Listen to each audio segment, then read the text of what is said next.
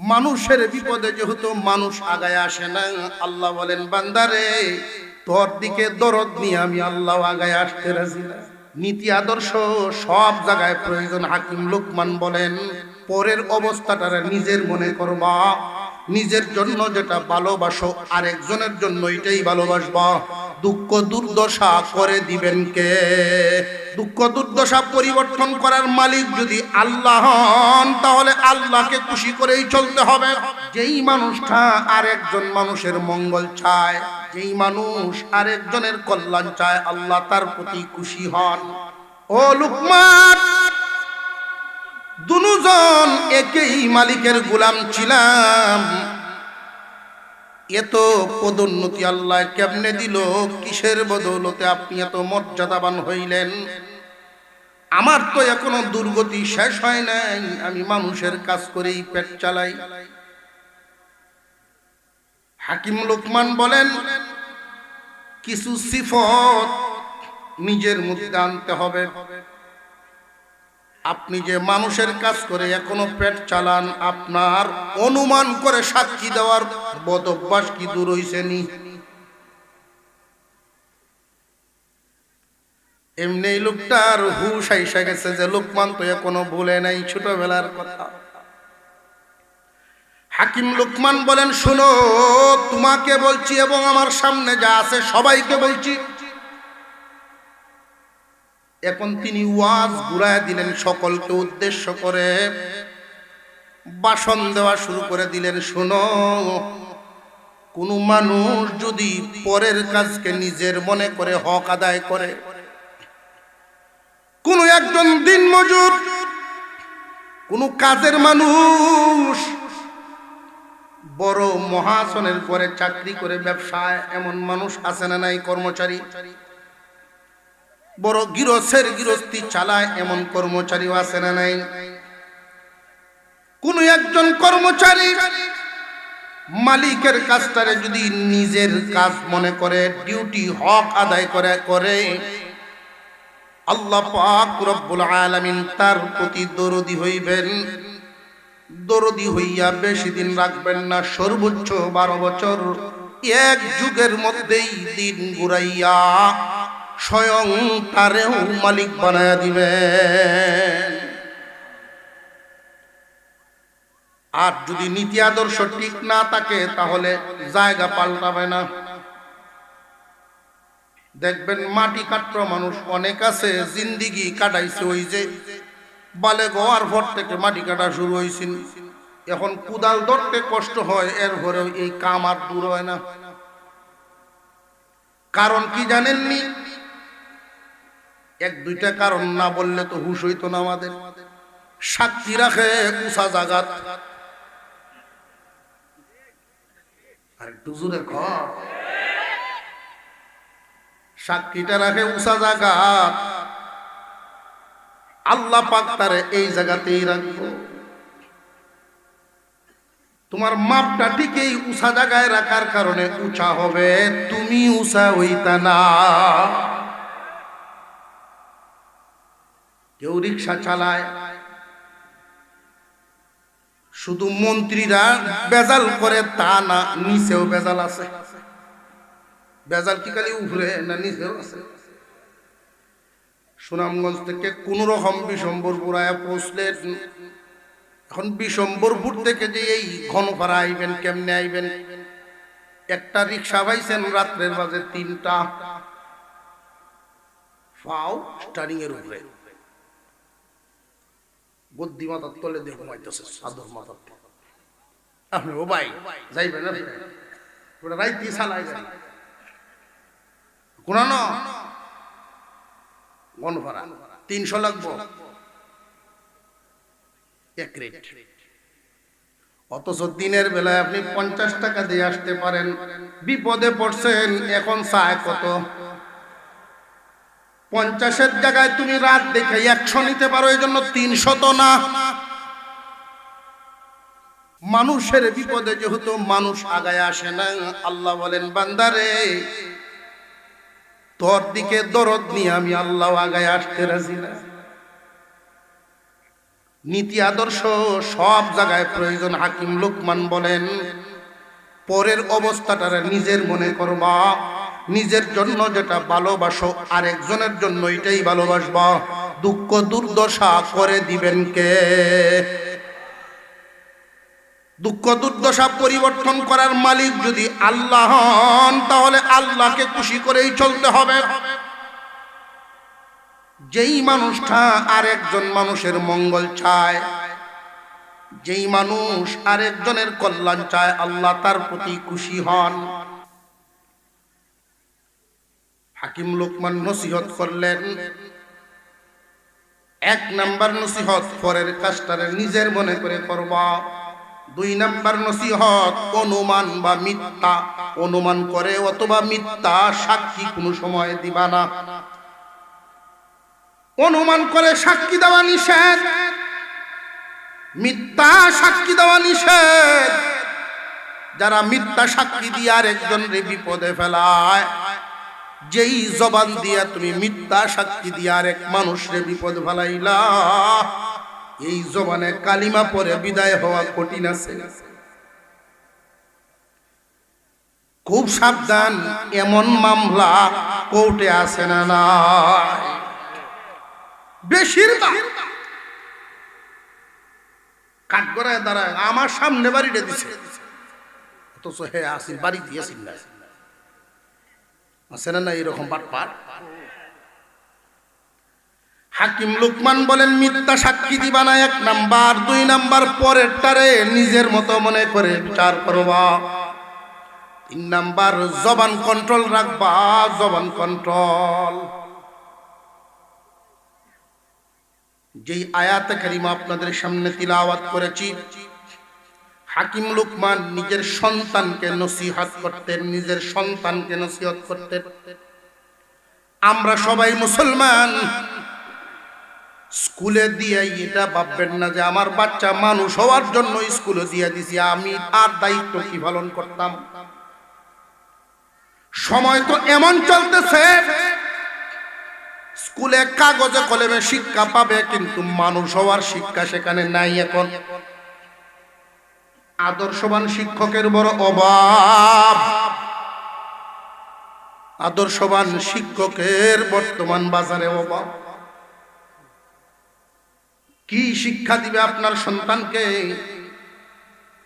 হাতে কলমে শিক্ষা হইলেই শুধু শিক্ষিত হয় না। লক্ষ্য করে দেখেন, নজর করে দেখেন, বর্তমান সারা বাংলাদেশে যত বৃদ্ধাশ্রম দেখবেন, কোন মূর্খ মানুষের মা বাপ সেখানে নাই। বেশিরভাগই হাতে কলমে শিক্ষিত সন্তানের মা বাপ। সন্তান শিক্ষিত হইছে কিন্তু মানুষ হয় নাই। মানুষ না হওয়ার কারণেই অমানুষের কাজ তারা করছে। মা বাপরে বাড়ি বিঠা ছাড়া করিয়ে বৃদ্ধাশ্রমে রাখছে। আপনি একজন পিতা, পিতা হিসাবে কোরআনের এই কথাগুলো স্মরণ রাখা প্রয়োজন। আল্লাহ বলেন, ওয়া ইয ক্বালা লুকমানু লিবনিহি, স্মরণ করো তোমরা সেই দিনের কথা, তখনকার কথা যখন হাকিম লোকমান ওয়াজ নসিহত করেছিলেন তার সন্তানকে।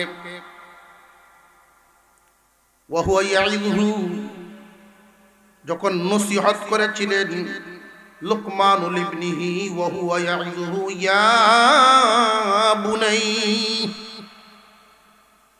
লোকমানের ছেলের একটা নাম ছিল না ছিল না? আল্লাহ এখানে নামটা উল্লেখ করেন নাই। অবশ্যই কোনো না কোনো হিকমত আছে না? না, হিকমত আছে। জাতিকে শিক্ষা দেওয়ার জন্য যে তুমি সন্তানকে কিভাবে সম্বোধন করবা। অনেক বাবা, অনেক গার্জিয়ান তার সন্তানকে শব্দ কোন ধরনের ব্যবহার করা উচিত এটা জানে না। সন্তানের সাথে কোনো সময় তুচ্ছ তাচ্ছিল্য শব্দ ব্যবহার করবা না। তুমি গরিব হও, অসুবিধা কি? ধনী গরিব মিলেই তো মানুষ। গরিব হলেও তোমার সন্তানটারে তুমি ডাকবা রাজপুত্রের মতো। সন্তানকে কোনোদিন তুই শব্দ ব্যবহার করে না। হাকিম লুকমানের সন্তানের নাম ছিল, নামটা আল্লাহ উল্লেখ করেন নাই, কারণ হাকিম লুকমান নিজেও উল্লেখ করেন নাই, এই জন্য আল্লাহ করেন নাই। আমরা সন্তানকে যদি আদর করে ডাক দেই, শব্দ ব্যবহার করি, বাবা, সোনা, চান, লক্ষ্মী, এই জাতের শব্দ আছে না নাই? এগুলো হইল আদরের শব্দ। হাকিম লুকমান সন্তানকে যখন নসিহত করবেন তখন শব্দ ব্যবহার করতেন, আদরের শব্দ। বাবারে আসো, বাপুত খায়ালাই, বাবা শুনো, তোমারে কয়েকটা কথা বলি।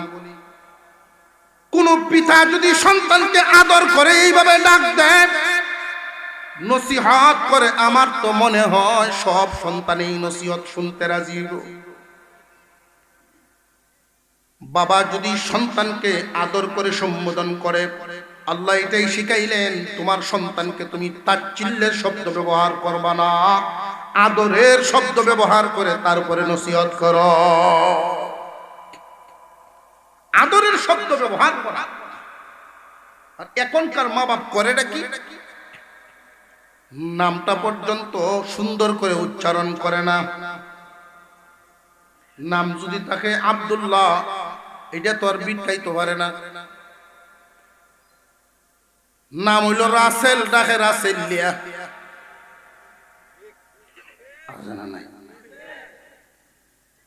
তুমি বাবা সন্তানকে সুন্দর করে নামটা ডাকবা। কেউ যদি তোমার সামনে নামটা এরকম ডাকেও, ঝগড়া করে না, তার ডাক দিয়ে সুন্দর করে বলবা। তোমার ছেলের নামও যেন সুন্দর করে বলে, তার নিজের সন্তানদেরও যেন ভালো করে ডাকে। এগুলো মেজাজে পরে, কানের সাথে, নাকের সাথে, গলার সাথে, ব্রেনের সাথে সম্পর্ক। যারে যেই নামে ডাকে, নামের আসর পরে। ডাকের আসর আছে, খুব মনে রাখবেন, মনোযোগ দিয়ে শুনবেন।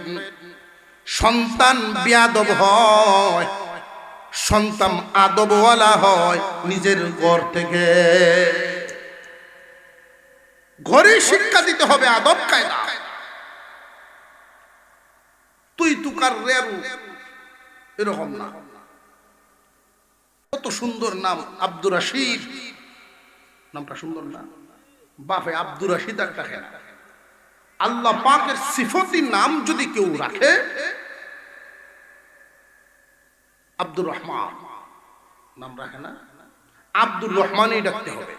শুধু রহমান ডাকলে চলবে না, নিষেধ। আল্লাহ পাকের সিফতি নাম যারা ব্যবহার করবে, আব্দ শব্দ লাগায় দিতে হবে।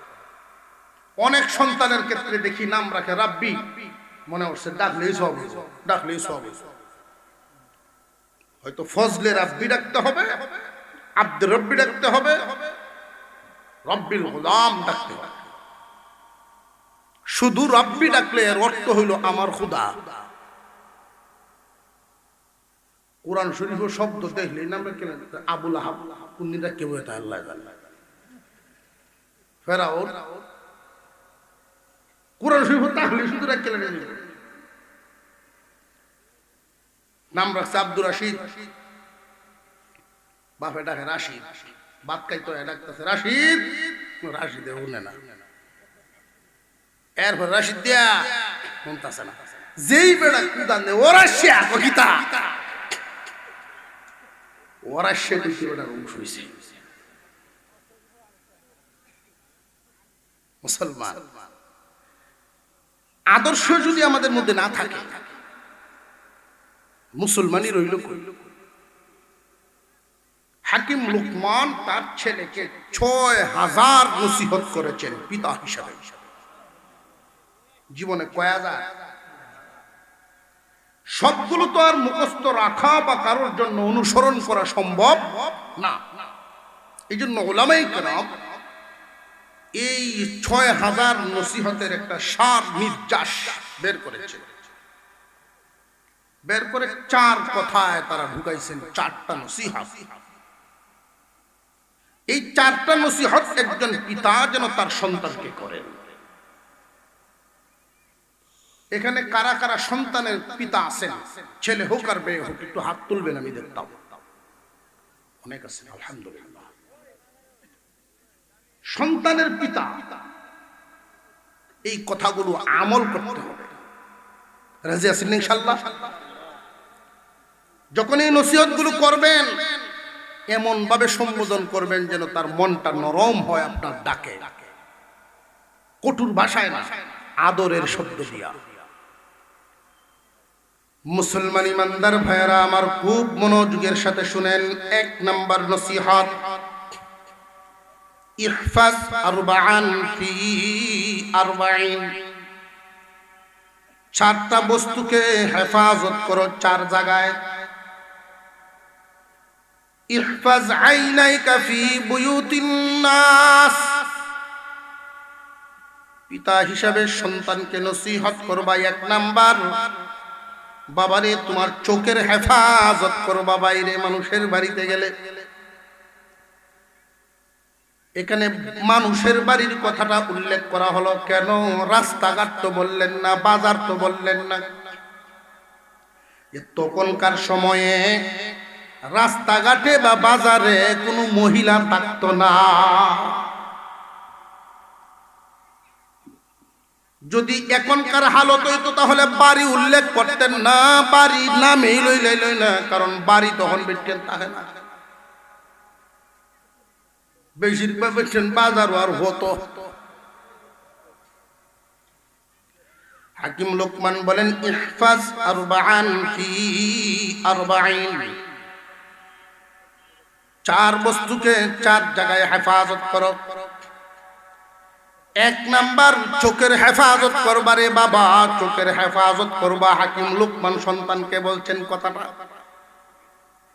আমরা এখানে যারা গার্জেন আছি, পিতা আছি, সন্তানকে বলার দরকার আছে না নাই? অনেক বাবায় বলে না, জানে না দেখে বলেন। আজকে জেনে গেলেন সন্তানকে নসিহত করবেন। 1 নাম্বার, চোখের হেফাজতের দাওয়াত। চোখের হেফাজত যারা করবে বেশিরভাগ গুনাহ থেকেই বেঁচে থাকবে। একই বাড়িতে বসবাস করো, তোমার সন্তান 1 রুমে, তুমি আর 1 রুমে। তোমার সন্তান পাশের রুমে কোন ধরনের গুনাহ করে এটা তোমার জানাই নাই। আজকালকার জামানায় অ্যান্ড্রয়েড মোবাইল মানুষের চরিত্র নষ্ট করে দেয়। তোমার সন্তানের চরিত্রের হালত তো তোমার জানা নাই। এই প্রাথমিক বয়স বালেগ হওয়ার পরেই যে তার হাতে অ্যান্ড্রয়েড চলে আসলো, চরিত্র যে নষ্ট হবে, তার শরীরের ক্ষতি হবে। এমন ক্ষতি 30 বছর বয়স হইলেই 60 বছরের সমান হইব স্বাস্থ্যের অবস্থা। বর্তমান আছে না এই অবস্থা?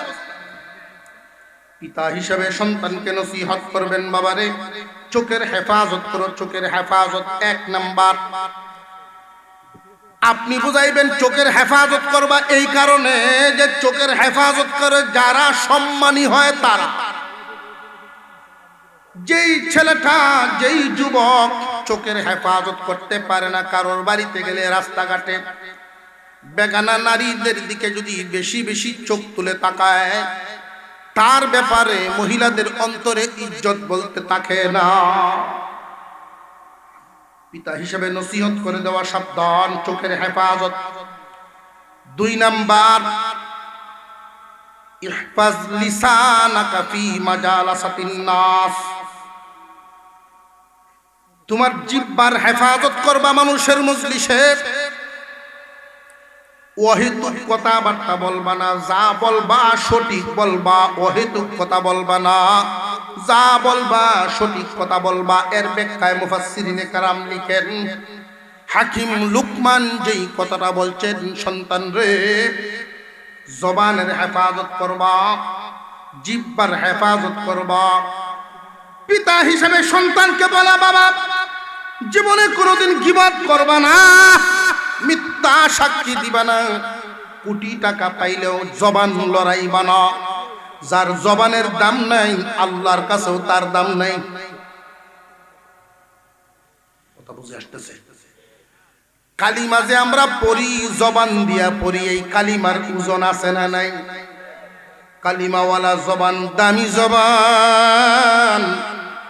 এই জবান দিয়ে তুমি কম দামা কথা কইও না।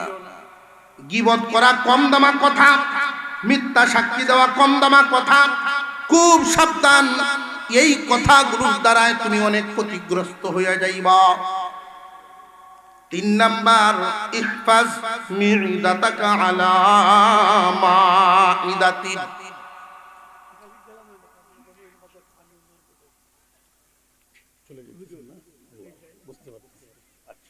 আমি এখানে বললাম না, আমি একটু সময় দেব। আমি ইনশাল্লাহ বলছি যে 50,000 টাকা আমি ইনশাল্লাহ সামনে বরাদ্দ দিতে দেবো। আর অন্যান্য এই 4-5টা মসজিদ আমি দিয়ে দিছি। এটা মনে হয় এই মাসের মধ্যে হোক আর 15 দিনের মধ্যে পাই দেবো আলহামদুলিল্লাহ। 50,000 টাকা আমি ইনশাল্লাহ নি মাদ্রাসায় 50,000 টাকা ওয়াদা করেছেন ইনশাআল্লাহ তাআলা। সকলেই বলেন আলহামদুলিল্লাহ। সবাই ভালো থাকেন ইনশাআল্লাহ। সবাই দোয়া করবেন, আমি সবাই দোয়া করি। আলহামদুলিল্লাহ আলহামদুলিল্লাহ। আল্লাহ পাক ওনার উপরে রহম করুক, আমরা বলি আমিন। হাকিম লুকমান সন্তানকে নসিহত করতেছেন। 1 নাম্বার কি ভুলে গেলে হইতো না, মুখস্থ করতে হবে। 1 নাম্বার নসিহত, চোখের হেফাজত। নসিহত যে শুরু করবেন, ডাকবেন কেমনে? ওরাশিয়া আদরের সুরে ডাকতে হবে, মনে থাকবো ইনশাআল্লাহ। সন্তানের নাম যদি উচ্চারণ সুন্দর করে করেন, সন্তানের হৃদয় গলে যায়, আমার আব্বা ডাকতেছে। 1 নাম্বার চোখের হেফাজতের দাওয়াত দিবেন, সন্তানকে নসিহত। 2 নাম্বার জবানের হেফাজত। বাবারে এই জবান যেভাবে ইচ্ছা সেইভাবে চালায়ও না। জীবনে মিথ্যা সাক্ষী দিও না, অহেতুক কথাবার্তা বলিও না, গীবত শিকায়াত করিও না।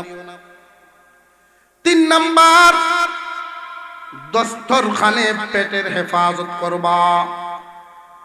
দস্তরখানে পেটের হেফাজত মানে সন্তানকে এটাই বোঝাইবেন, বাবা হালাল ছাড়া কোনোদিন হারাম খাইও না। পিতা হিসেবে যদি সন্তানকে এই কথাটা আপনি না বলেন, আল্লাহর কাছে দায়ী থাকবেন। তুমি বাবা শুধু সন্তানের জন্মই দিলা, কোনো দায়িত্ব তো পালন করলা না। খাওয়ানোর নাম দায়িত্ব পালন না। কয়জন পিতা আছে এই দায়িত্বগুলো পালন করে? পিতার দায়িত্ব সন্তানকে বলে দেওয়া, মানা না মানা তার ব্যাপার, কিন্তু তুমি পিতা হিসেবে সন্তানকে এটা বলা দরকার, বাবারে পেটের হেফাজত করবা দস্তরখানে। আল্লাহ মানুষ বানাইছেন না খাওয়ায় রাখবেন না, হালাল খানার অপেক্ষা করবা, উপবাস থাকবা। যদি ধৈর্য ধারণ করতে পারো, আল্লাহ হালাল খাবার তোমার সামনে হাজির করে দিবে। পিতা হিসেবে যদি সন্তানকে এই নসিহত করতে পারেন, তাহলে সন্তানের মন গলে যাবে, ইনশাআল্লাহ গলে যাবে। আর যদি বাপ এরকম হয় যে সুদ খাওয়ায়, বাপ নিজেই সুদ খায়, তাহলে সন্তানরে কইব কেমনে? শিখে রাখেন, আপনি কি করেন না করেন এটা সন্তান যেন না জানে। এমন কাজ করবেন না যে আপনার ওয়েট ওজন তার অন্তরে কমে যায়। সন্তানকে হালাল খাওয়ায় বালেগ পর্যন্ত পৌঁছানো আপনি পিতার দায়িত্ব। সন্তান জন্ম দিছেন, বালেগ হওয়ার আগ পর্যন্ত হালাল খানা সে আপনার কাছে পায়। পিতা হিসেবে যদি হালাল খানা না দিয়ে তারে সুদের খাবার, ঘুষের খাবার, বেহালালি খাবার খাওয়ান, বাবা হিসাবে সন্তানকে কি সঠিকটা দিলেন না ঠকাইলেন? আপনি বাবা হইয়া সন্তানকে যদি ঠকান, ওই সন্তান বড় হইয়া কোন ধরনের আচরণ করবে সেটা আপনি বুঝেন। সন্তানকে নসিহত করা 3 নাম্বার পেটের হেফাজত। 4 নাম্বার সন্তানকে নসিহত করবেন, বাবারে নামাজে কলবের হেফাজত করবা। হাকিম লুকমান যেই ধরনের মানুষ ছিলেন, নসিহত গুলো সেই উঁচা মানের।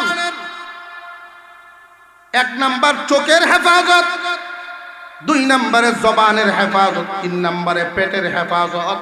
4 নম্বরে কলবের হেফাজত।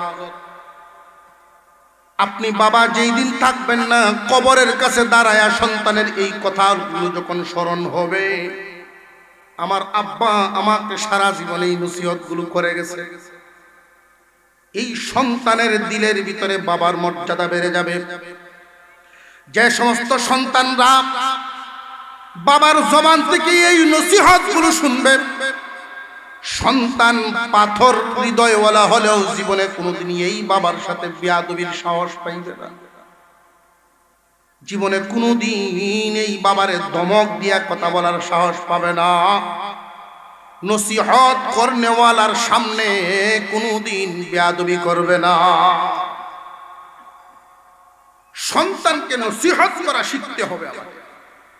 শুধু স্কুল কলেজের দিকে তাকায় থাকলে চলবে না, পারিবারিকভাবে শিক্ষা দিতে হবে। এবং এই পারিবারিক শিক্ষাটা অত্যন্ত গুরুত্বপূর্ণ শিক্ষা। পরিবার থেকে যা দেখবে তাই শিখবে। আপনি যদি আপনার সন্তানের সামনে সিগারেট খান, আমি নিজে দেখছি এক ছোট বাচ্চা বাপে ফালছে, শুধু ফালছে টান দেয়া। 2 বছর বয়সে তো আর এটা বুঝে না, হ্যাঁ গেল মুহ দেখছে। আপনি যদি তার সামনে এমন কাজ করেন যেই কাজটা ঘৃণিত, সন্তান দেখে দেখে শিখবে। ঘৃণিত কাজের মধ্যে বিবি সামনে এমন গাইল ধরাই শুনে বাচ্চা তাকায় মুখস্থ করতেছে, সব বাচ্চা শুনে শুনে সব মুখস্থ করতেছে। এইরকম জীবনযাপন যেন আমাদের না হয়, কন্ট্রোলের জীবন হওয়া যায়, নিয়মতান্ত্রিক জীবন হওয়া চাই। সন্তানের সামনে আদবের জীবনযাপন, সন্তান আদব বলা হবে। আমি খানা খাই ঘরে, দস্তরখান, মাথায় টুপি, সুন্নত তরিকার খানা। একদিন তাড়াহুড়ার জন্য টুপি নিতে মনে নেই। 5 বছর বয়স আমার মেয়েটা, তখন 4, আরো 1 বছর আগের কথা এটা। এই 4 বছর বয়সে সে টুপি নিয়ে আইসা আমার মাথায় দিয়ে দিছে। ওই দিন আমি বুঝলাম যে পারিবারিক শিক্ষাটার কত গুরুত্ব। সে যা দেখবে তাই শিখবে, যা দেখবে তাই শিখবে।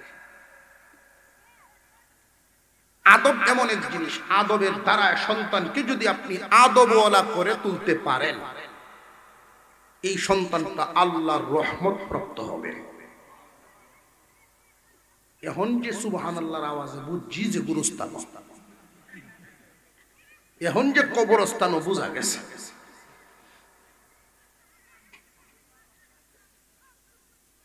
পরিবেশের যে শিক্ষাটা, পারিবারিক শিক্ষাটা, গরম পরিবারের এক ছেলে যুবক চিল্লা লাগাই আইছে, 40 দিনের চিল্লা লাগাই আমরা বাড়িতে আইছে। খেদমতে খুদা মিলে তবলিগের শিক্ষা আছে না নাই? একজন মুরব্বী মানুষ বাজারের ব্যাগ লইয়া রাস্তা দিয়ে আসতেছে, উনি দৌড় দিয়ে গিয়া ব্যাগটা লইছে। আমারে দেখ মুরব্বী, আমি আগুয়াই লই যাই। মুরব্বী মানুষ তার হাতে ব্যাগটা দিছে, দেয়া সামনের দিকে যাইতেছে। জিগাইছে, তোমার বাড়ি কই বাজান? তোমার বাড়ি যেহানো গ্রামটার নাম কইছে, এই গ্রামটাও কার্যহুর গ্রাম। আর এই গ্রামের মধ্যে আবার একটা পরিবার আছে, এটা নামি পরিবার, নামি দামি কার্যের লাগিয়া, মানুষ না হইলে আমার সাথে লাগে এরকম। সেই পরিবারের নাম কইছে, আমি ওই পরিবারের সন্তান। অহম তো বুড়া বেড়া বুঝয় না, না এই পরিবারের সন্তান বুঝাইতেছে না। আপনি বিশ্বাস করেন আমি হেই করে না বেটা, তোমার আচরণে তো বোঝা যায় না তুমি হেই করে। 2-3 বার যাওয়ার পরে কয়েকটা সর্দে দাঁতটি হলা দেয়, বিশ্বাস করবে না। ওহন বিশ্বাস হয়েছে, ওহন গিয়া বিশ্বাস হয়েছে। রাগের সময় কন্ট্রোল থাকে না মানুষ। যদি আদব বলা হয়, রাগেও যদি সে কথা বলতে থাকে সুশৃঙ্খল কথা বলবে। আর যদি আদবের ঘাটতি হয়, রাগের সময়ও আর ভালোর সময় তার মধ্যে বেয়াদবি থাকবে, আল্লাহর রহমত থেকে বঞ্চিত হবে। আদব কি জিনিস একখান হাদিস আপনাদের সামনে তিলাওয়াত করেছি আমি খুতবায়। আল্লাহর রাসূল বলেন, মান লাম ইয়ারহাম সগীরানা ওয়া লাম ইউআক্কির কাবীরানা ফালাইসা মিন্না। আমার উম্মত যার কাছে বড়দের সম্মান নাই, ছোটদের আদর নাই, যার কাছে বড়দের সম্মান নাই, ছোটদের আদর নাই, জেনে রাখবা সে আমার দলের লোক না, সে আমার দলভুক্ত না। অর্থাৎ আল্লাহর রাসূলের যে আদর্শ, ওই আদর্শের মধ্যে মুরব্বীকে সম্মান করা আছে না নাই? এই যুবকরা আওয়াজ দিয়ে কো আছে না নাই? বর্তমান সমাজের মধ্যে যুবকদের কাছে এই আদবের বড় অভাব। 20-25 বছর আগেরও অবস্থাটা ছিল এমন, 5 জন বয়স্ক মানুষ এক জায়গায় দাঁড়ায় থাকলে একজন যুবক বাপ চাচাদের সামনে হাইটা যাইতে তার ভয় লাগছে। আর এখন এমন যুগ আসছে, পরিবর্তন এমন হইছে, বাপ চাচায় ভয় ভাই বাতিদারে দেখলে না জানি কোন কাম করিয়া বই সামনে।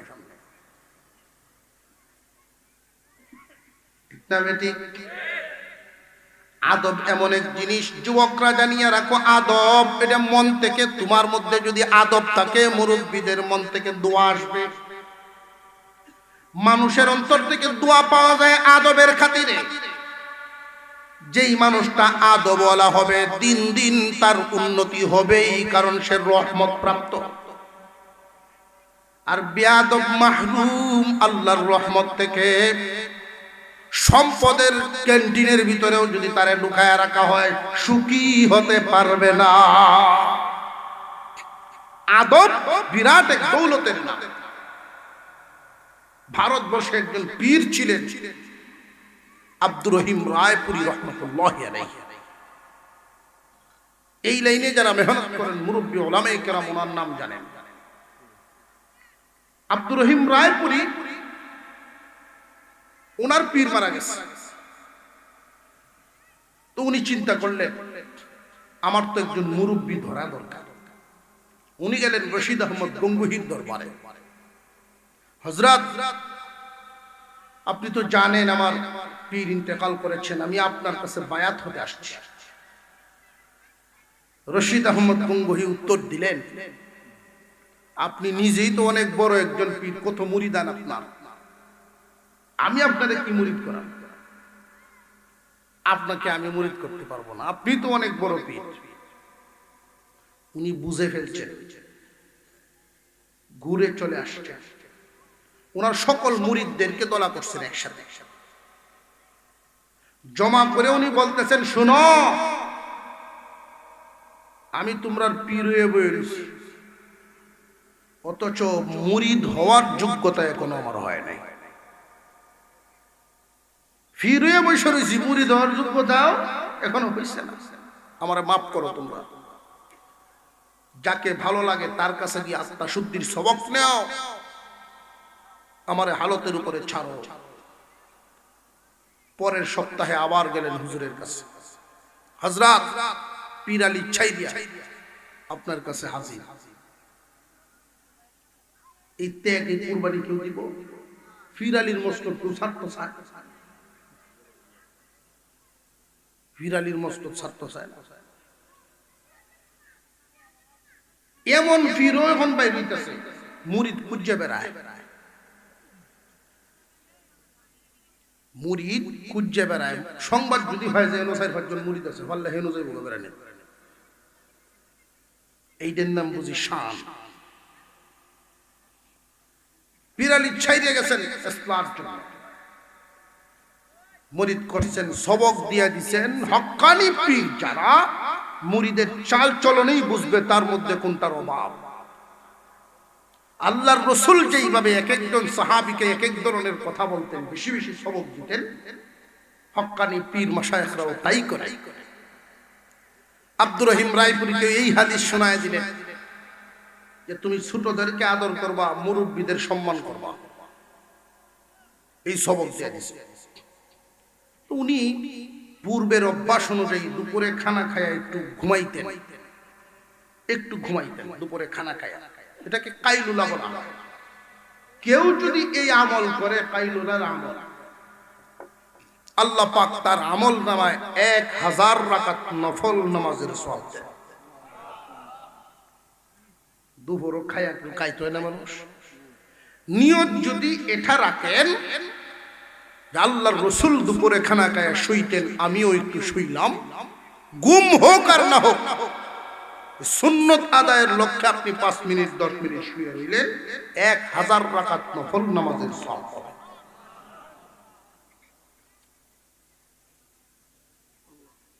উনি দুপুরে খানা খাই একটু ঘুমাইতেন যেন তাহাজ্জুদের সময় উঠা যায়। গ্রাম এলাকার এক মুরব্বী আইছেন, তার একটু আগের থেকেই সম্পর্ক। গ্রামের অনেক সরল সহজ মানুষ আছে, ভিতরে মহব্বতের কমতি নাই, কিন্তু ডাকার আদব জানে না। বাড়ি এলাকার সবার ওয়াজ করিয়া মানুষ যখন টেল্লে যাইতেছে, আমিও তো যাইতেছি ভিড়ে দিয়া, এক মুরব্বী কইতেছে না, হুজুরটা আনছি না, হুজুরটা ওয়াজটা কিতা করছে, হুজুরটা। আমি বুঝতাম পারছি না, বেটার ভিতরে মহব্বতের কোনো কমতি নাই, কিন্তু বাসাটা একটু সমস্যা। কিশোরগঞ্জের একটা জায়গার নাম আছে ইটনা, ইটনার থেকে এক লোক আমার ফোন দিছে, ফোন দিয়ে কইতেছে, হুজুর প্রোগ্রাম দিতেন না? আপনার তো আমি বলি নাই যে দিব। আপনি কইছেন না, আপনার দালালের সাথে আলাপ হয়েছে। আমি অবাক হয়ে গেছি, আমার দালাল কি? আমার দালালের সাথে আলাপ। আপনি কার কথা বলতেছেন আপনি? কয় আমরা যে উপজেলা মসজিদের ইমাম সাহেব, আপনার উপজেলা মসজিদের ইমাম সাহেব দালাল। হুজুর আমার বড় ভুল হয়েছে। আমি বুঝলাম যে তার ভিতরে মহব্বতের কমতি নাই, শব্দ ব্যবহার বা আচার আচরণটা প্রকাশ করার অভাব, শিখছে না এখন। এমন আছে না? তো এই মুরব্বী গ্রামের লোক আইসা আব্দুর রহিম রায়পুরী রহমতুল্লাহি আলাইহিকে ঘুম থেকে যে একজন আলেমকে কেমনে জাগানো লাগবে এটা জানে না, ঠেলা মারছে, ও হুজুর, হুজুর উঠকায় করতেই তো কাঁচা গুন্ডা বাংছে, আর চোখ তো লাল হয়ে রয়েছে, দমক মাইরা বসে, বুড়ো হয়েছেন এখন, কেমনে ঘুম থেকে জাগানি লাগে জানে না, চোখ লাল আর ধমক খায়া জুতা তো দৌড়ছে, বুড়া বাড়া দৌড়ে বাড়ি আর কারো ছিল। আব্দুর রহিম রায়পুরী রহমতুল্লাহি আলাইহি ঘুম থেকে উঠছেন আর পেরেশান হয়ে গেছেন। উনি না হয় শিখলো না আলেমকে ঘুম থেকে জাগানো, আমিও তো শিখলাম না মুরব্বীর সাথে আচরণ। আমার নিজেরও তো অভাব হয়ে গেছে, ঘাটতি হয়ে গেল। আব্দুর রহিম রায়পুরী রহমতুল্লাহি আলাইহি পেরেশান হয়ে গেছেন, মুরব্বীর সাথে বিয়াদবি হয়ে গেছে। আমার বাবার সমান বয়সী মানুষটারে ধমক মারলাম, মাগরিব পর্যন্ত এই টেনশনেই কাজ করতেছে, আর কিছু ভালো লাগে না। মানুষ অনেক মাসলা মাসাইলের জন্য আসে, কারোর সাথে কোনো কথা বলতেছেন না, শুধু পেরেশানি মাথায় নিয়ে ঘুরতেছে। মাগরিবের নামাজ পড়লেন, এশা পর্যন্ত এই পেরেশানি। খানা খায়া যখন বিছানায় গেলেন, ঘুম তো আসে না। মনের ভিতরে এখন জাগ্রত হইতেছে, আমি যদি ঘুমের মধ্যে আব্দুর রহিম মারা যাই, কিয়ামতের দিন আল্লাহর সামনে আমি দাঁড়াইব, রাসূলের সামনে দাঁড়াইব। আল্লাহর নবী যে হাদিস শরীফের মধ্যে বলছেন, মুরব্বির সাথে যারা বেয়াদবি করবে তারা আমার দলের না। আমার জীবনের শেষ আমলটা হইব মুরব্বির সাথে বেয়াদবি করা। এই মুখ নিয়ে নবীজির সামনে কেমনে দাঁড়াইব? পেরেশান হয়ে গেছেন আব্দুর রহিম রায়পুরী, বিছানায় আর থাকেন নাই, সোজা উঠে গেছেন। ভাবতেছেন ওই গ্রামে মুরব্বীর কাছে যাবেন, গিয়া মামলা শেষ করবেন। একটা চাদর নাকে মুখে মুড়ি দিয়া ছদ্মবেশী রওনা দিলেন কুয়াশার মধ্যে একটা হাওর পাড়ি দিয়া। রে যুবক বাবারা, মনোযোগ দিয়ে শুনেন, এখনই জীবন গড়ার সময় মানুষের সাথে আচরণ কি, কার সাথে কেমনে করা লাগবে। আব্দুর রহিম রায়পুরি এত বড় আলেম, তবু মুরব্বীর সাথে বিয়াদবি হয়ে গেছে। হাওর কুনাকুনি কুয়াশার রাত্রে ঠান্ডার মধ্যে যাইতেছেন, মামলা শেষ করে ঘুমাইবেন। ওই বাড়িতে উনি ঢুকলেন, গিয়া দেখেন বাড়ির সব মানুষ ঘুমায় গেছে, ওই বুড়া বেটা ঘুমায় নাই। উঠানে আগুন তাপায়, বন দিয়া আগুন তাপাইতেছে। ওই বুড়া মানুষটাও চিন্তা করতেছে, আমি যে একজন আলেমের সাথে এই রকম আচরণ করে আসলাম, আলেমরে কষ্ট দিয়াইলাম, আমি যদি মরি আলেমের সাথে বেয়াদবির গুনাহ নিয়া মরি। উনিও ঘুমান নাই, বাড়ির সব মানুষ ঘুমায় গেছে। আব্দুর রহিম রায়পুরি রহমতুল্লাহি আলাইহি যেই মাত্র বাড়ির ভিতরে ঢুকলেন, ওনারে দেখাই বুড়া মানুষটা দৌড়ায় আসছেন, জড়ায়া ধরছেন। হুজুর গিয়া তারে যখন বুকের সাথে মিলায় নিছেন, একজন আর একজনের কাছে মাপ চাইতেছেন। আমি বুঝতে পারি নাই আপনি এত কষ্ট পাইবেন, আমিও তো বুঝতে পারি নাই, ঘুম থেকে জাগাইতে পারি নাই আপনারে আমি। আব্দুর রহিম রায়পুরি রহমতুল্লাহি আলাইহি বুক থেকে ছেড়েই ওনার হাতের মধ্যে একটা ব্যাগ, ওই ব্যাগের ভিতর থেকে মুরব্বির রেখে আসা জুতাগুলো নিয়ে আইছে হাতে করে। এই জুতাগুলো বাস করে দিলেন, নিন আপনার জুতা আমি বহন করে নিয়ে আসছি, তবু কি মাপ পাবো না? চিৎকার দিয়ে উনি দোয়া করতেছেন, আল্লাহ, রক্তের কোনো সম্পর্ক নাই আমার সাথে, তার রক্তের কোনো সম্পর্ক নাই, আত্মীয়তাও নাই। আমি একজন সাদা দাড়িওয়ালা মুরব্বী মানুষ, আমি দোয়া করি আল্লাহর পয়গম্বর সাল্লাল্লাহু আলাইহি ওয়াসাল্লাম বড় এক জাহাজের আগার মধ্যে বসা আছেন, পিছনে হযরত আলী ওই জাহাজের পিছনের খারালি ধরে রাখছে। ছোট্ট একটা ডেঙ্গি নৌকা নিয়ে আব্দুর রহিম রায়পুরি বইটা চালাইতেছেন জাহাজ ধরার জন্য। আল্লাহর পয়গম্বর ডাক দিয়া বলেন, আলী, জাহাজের গতি কমায় দাও, আমার আব্দুর রহিম আইতেছে। আব্দুর রহিম রায়পুরি রহমতুল্লাহি আলাইহির এই ডেঙ্গি নৌকাটা যখন জাহাজের কাছে গিয়ে ভিড়ছে, আল্লাহর রাসূল সাল্লাল্লাহু আলাইহি ওয়াসাল্লাম স্বপ্ন যুগে ওই ডেঙ্গি নৌকার সাথে জাহাজের একটা জিঞ্জুর লাগায়া, চেইন লাগায়া, আংটা লাগায়া দিলেন। ঠাস করে একটা আওয়াজ হইছে। তাহাজ্জুদের মুহূর্তে এই আওয়াজেই আব্দুর রহিম রায়পুরির ঘুম ভেঙে গেছে। তাহাজ্জুদে দাঁড়ায় খুব কানলেন।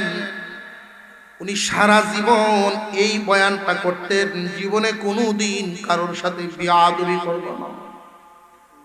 আদব নামক দৌলত যেন তোমাদের সাথে থাকে। আদবওয়ালাদের মর্যাদা আল্লাহ বাড়ায়া দেন। সকলের দায়িত্ব আলেমকে তাজিম করা এবং মুরব্বীগণের সাথে সুন্দর আচরণের সাথে ব্যবহার করা, ছোটদেরকে আদরের নজরে দেখা। এই খাসলত, এই সিফতগুলো একজন মানুষকে ছোট থেকে অনেক অনেক অনেক বড় বানায়া দেয়। এখানে কবরস্থান শুনলাম, অনেক বড় গুরুস্থান, সারা এলাকার মানুষ এখানে এসে দাফন।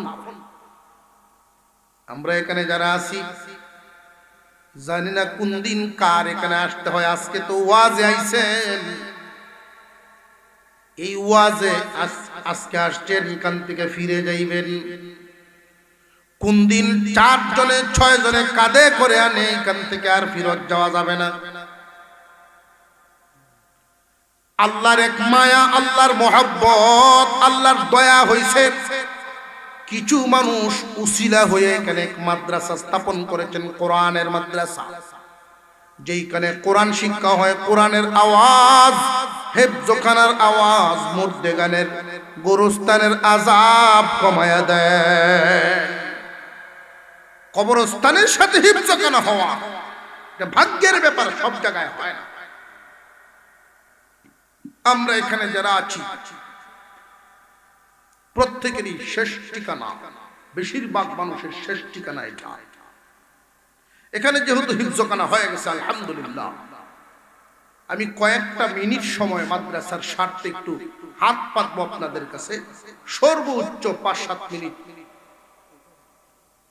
আখেরি মুনাজাত একসাথে করে। আমিও তো অনেক দূরে যাইতাম, গতকালকে আপনাদের এলাকায় ছিলাম, তাই রাত্রে মুফতি আব্দুল হক সাহেব, হাফেজ আব্দুল হাফিজরা বাড়িতে রইলাম। এখন আবার রওনা দিয়ে দিতে হবে। কয়েক মিনিট সময় আপনাদের সামনে নিতাম, আখেরি মুনাজাত একসাথে করতাম। মাদ্রাসার মহব্বতকারী যারা একটু বসবেন, একসাথে মহব্বত, একসাথে মুনাজাত করতাম।